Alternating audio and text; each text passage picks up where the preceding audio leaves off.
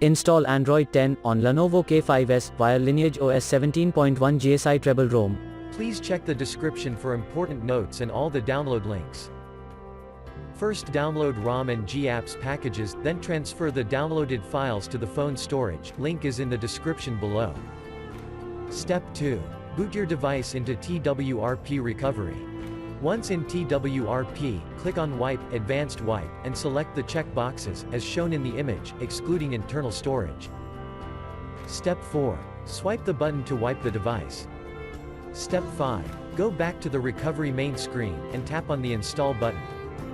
Step 6. Navigate to the storage, and select the ROM zip file. Step 7.